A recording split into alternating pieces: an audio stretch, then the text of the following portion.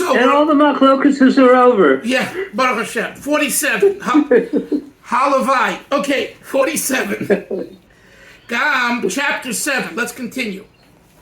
This is now going to be giving a mashal for Chasidus. Gam etam zeh, also for the reason that we mentioned until now, that Chasidus, the study of Chasidus, the teachings of the Baal Shem Tov, is an or chodesh. That's the nekuda. Remember the nekuda is a new light, a new energy.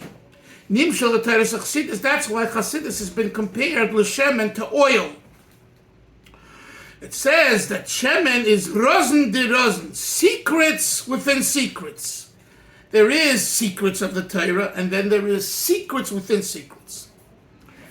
That quote is brought from a sefer called Imri Bina. Yes. I have a sefer called Imri Bina. Do you know anything about it? Of course. Can you say? Imre Bina was authored by the second Lubavitcher Rebbe, Reb Doiv Ber. It's known to be amongst all Chabad Chasidus, the deepest Chasidus. And one that, when we were in yeshiva, like we were afraid of it. Like, how can we wrap our heads around Imre Bina? So Imre Bina, yeah, that's it. You see, Yonason gets right into the heart of the issue, and he has an English translation of Imre Bina. So look at note 63 for a moment. Look at note 63. Imre Bina explains the difference between wine, which is called the secret of Torah, and oil, which is called secret of secrets. As long as wine is withheld and concealed inside the grape, it gains strength and quality. Conversely, oil does not gain any additional power at all by being contained and withheld in the olive. Thus, wine is the category of the hidden, the razin, and has the numerical value of the word sod, secret. Hence, it derives strength from being withheld and concealed. Conversely, oil, however, transcends the sense of concealment and revelation, and therefore the constraints of concealment do not give it any additional strength. Thus, Chasidus, compared to oil, also transcends concealment and revelation, and therefore has the power to reveal the hidden, as explained above. And note, this is a phenomenal thought. Wine, the more secret, the more it is within itself, within the grape, the better it is. Kabbala is by its very nature a study and a realm of being inside to yourself. Therefore, we say Kabbala is not made for the public. The public eye and the public domain is contrary to the ethos of Kabbala. What's Chasidus? Chasidus is not, as people think, a further development of Kabbala. That's wrong. Chasidus uses Kabbalistic ideas and language, but Chasidus, its orientation is just the opposite. It's oil. Oil functions best in the open platform, in the revealed state. That's why we call oil not just rosin, we call it rosin di rosin. Now, if we understand this, it really right away tells us Kabbala is not Chasidus and Chasidus is not Kabbala. Yes, let's ask Yonason and then Hillel. Go ahead. Yeah, the oil floats on top of the wine. Correct. But at the same time, it touches the wine, and everything that touches oil becomes oily. Right. So on the one hand, it's got two opposite properties. On the one hand, it floats above the oil, and on the other hand, it makes the wine oily. Right. So what is that in the nimshul? What is that in the moral? Could you repeat it? I didn't quite get what Yonason said. Yonason said that we find the phenomenal thing about oil. On one hand, oil floats above everything else. So if you have wine, oil is and oil together in a mixture, oil is on top of the wine. It floats on top. At the same time, oil makes the wine and everything else oily. So on one hand, it's like a secret, right? On the other hand, this type of secret, which we call the secret of secrets, Razin de Razin, impacts the wine. In other words, so the nimshul, Yonason didn't get a chance to say it, but the nimshul is that Chasidus, on one hand, it has an element that feels and sounds like Kabbala, but at the very same time, it makes an impact on Kabbala that it's accessible to the human mind. And that's Chasidus. Is that, Yonason, would you say that is the correct nimshul? Yes. Hillel, you wanted to say something? Well, it's sort of along the same lines, I think. It occurred to me as we were saying that and wine mixes with water and oil doesn't. You know, it's distinct and it remains distinct. And in fact, wine often really needs water in order to be palatable. Right, okay, Right. okay. But again, so that's in the mushal. How is that in the nimshul? You have to bring it back home. No, I was going to say that, and oil, the other use of oil that occurs to me is that oil is used to sort of externally to soften things. So often, so you might say that Chasidus has this element of it's accessible to people, where often Kabbala's not. Right. It's not tolerable, so to speak. Right. I like the way you for said most of us. Right. I like the way you said it, Yonason. It makes things oily. And it's true. It's true. It makes things oily. In other words, and so to put your comment and Hillel's, in other words, together, when you learn Chasidus, you become oily. You become, take a sufganiyot, take a donut that's oily. Your hands are oily when you put it after you. When you learn Chasidus, what? Another problem with oil is that it illuminates. You can light it in fire, it illuminates things. So Chasidus can illuminate Kabbala and other things. Right. And I'm saying, as someone who learns Chasidus and learns it properly and lives with it, they're oily. you could, and this comes in line, Moshe, what we discussed the other day, which you really felt moved by and commented on. Chasidus is not just an intellectual study. Chasidus is one that imbues you, that it's noticeable in you. You're a piece of Chasidus, and that's what we need to get to. That when someone looks at a chassid, and it doesn't make a difference what type of chassid, any chassid, they know this is a chassid. Here goes a chassid, and that's a beautiful thing. But it comes. In other words, Rabbi, yes, sir. you might disagree with it, but I'll say from experience that there are people who can learn Chasidus intellectually just as much as they can learn Torah intellectually, and it does not affect them and impact who they are. I know that. The Chasidus has to go from the head to the heart to the action. I'm not disagreeing, of course. And of course, it's not that automatically you learn Chasidus or you learn Gemara, you're going to... No, of course not. But I just said that. I second what you said. I wasn't saying not. I said that ultimately the oil makes it oily, what Yonason said, meaning it needs to make an impact. And if it doesn't, then whatever, you're not living the real nekuda of the Baal Shem Tov. It's a certain nekuda. It's a certain nekuda that that expresses itself in every aspect of your being. So Isser, I mean, how did you see what I said as a contradiction? I'm not contradicting. That's what I'm saying. Yes, you understand. The meditation, the ability to connect the Maya and Mida.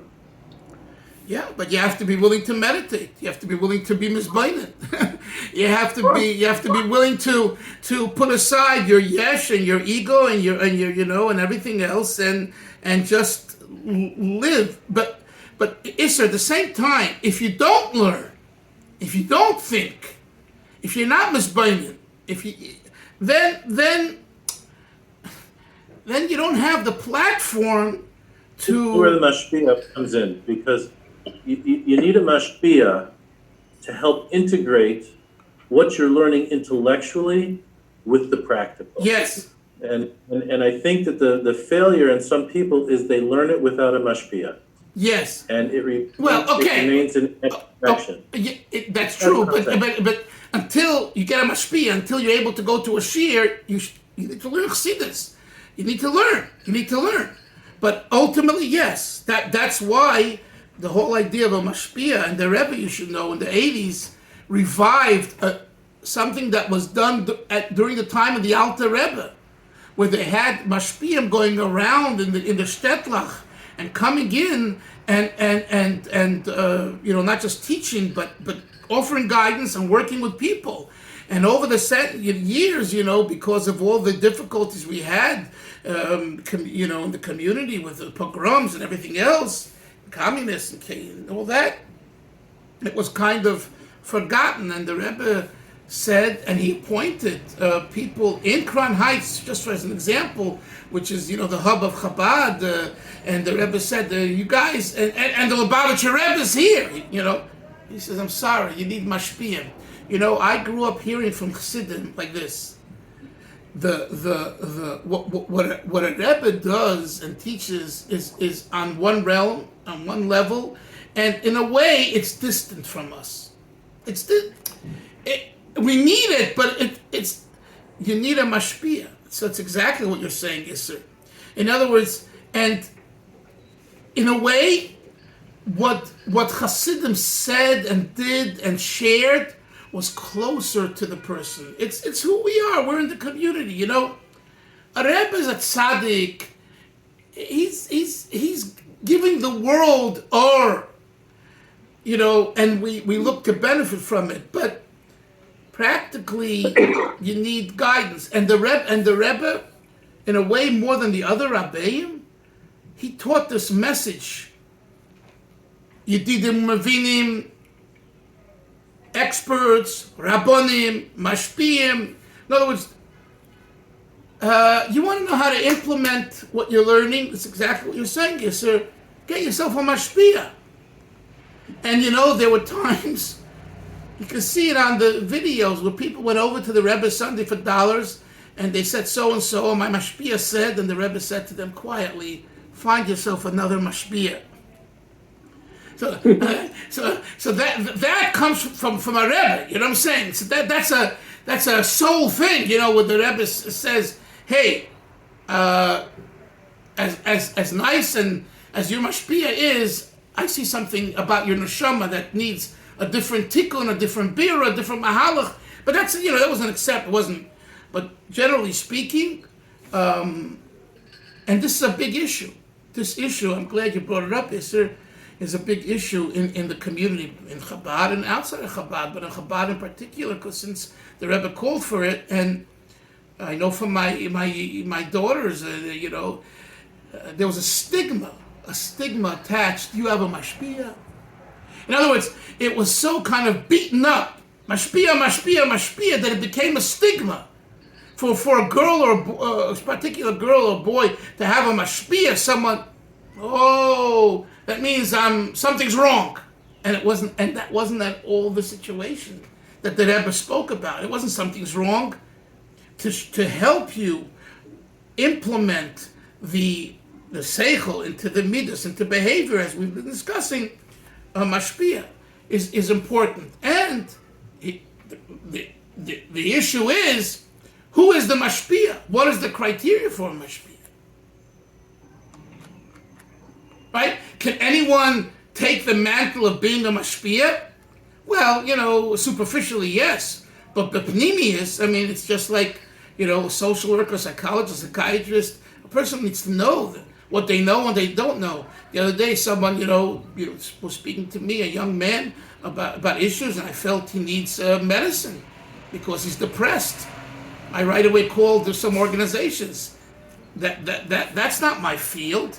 I mean, I know enough that I think to say that I think he should see a psychiatrist, but the one handling it and giving guidance is not Chaim Dalfin, not a rabbi, but a professional, and it's also very important.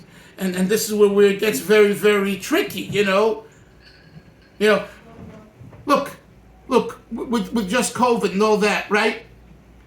Who decides? I mean, this is an age-old machlokes, different disagreement. Who decides how and what should be done in a shul when you have a COVID or here and there? A rabbi or a doctor? What's the answer?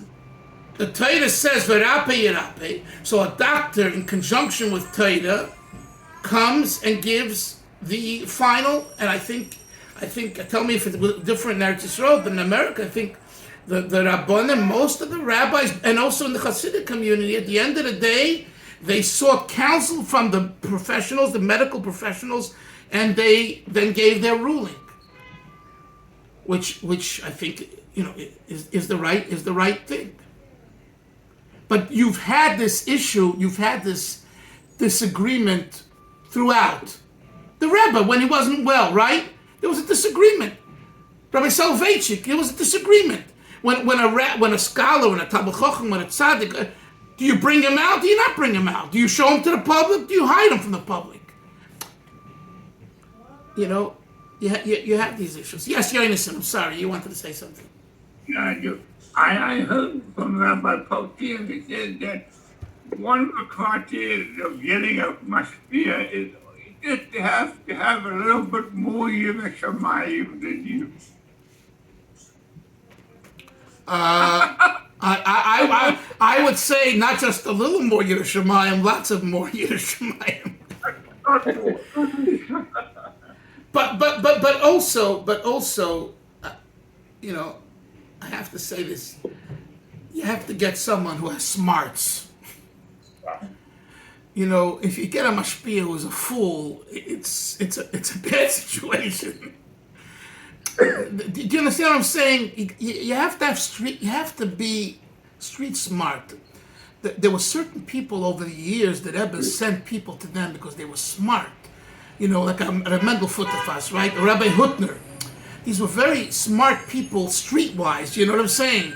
Where they could put aside their religiosity and their frumkeit and chassidischkeit and tell a person, this is what you can do. I'm going to say something that's outrageous now, but I want to give you an example. There was someone who's ready in Olam Emes. He used to be making Bali Tshuva, Shidduchim, between Bali Tshuva, talking about in the 70s and 80s. And he said to a fellow, he said to him, how was your date? He set him up.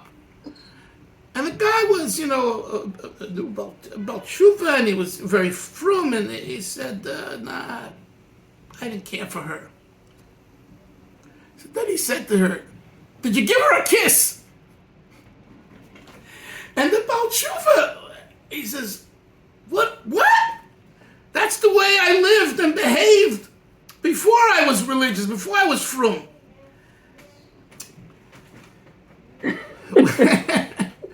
What was the point he was making? Did he really mean he should kiss her? I mean, he's frum. They're not, Shreim and Nagia. I don't know what he meant literally, and I don't want to, whatever. But I know that it was a message. Did you engage in your date in an emotional way? Did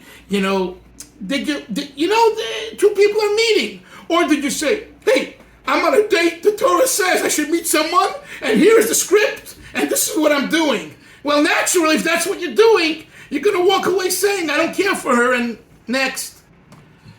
That's what I mean by smarts. You understand? So you go and tell this to someone in Lakewood or in the Hasidic community, they'll throw you out.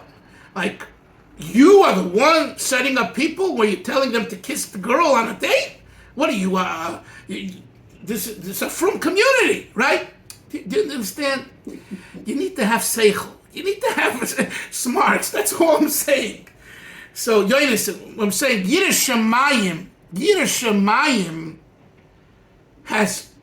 takes all kinds. And, you can have sometimes a big Yiras Shamayim, but is not shayach to being practical. I don't know, such a Mashpia. I wouldn't go to such a Mashpia. You understand? Have a great week. It's Shabbos Mevorchim, right? Is it Shabbos? Yeah. Shabbos Mevorchim. And it's a week before Gimel Tammuz, the Rebbe's yard site, so it's time for Hachana. And we should be zeicha to the Gula Shleim. We'll see everyone next Monday. Zaygasm. Take care. Yes. Amen. Take care. Bye.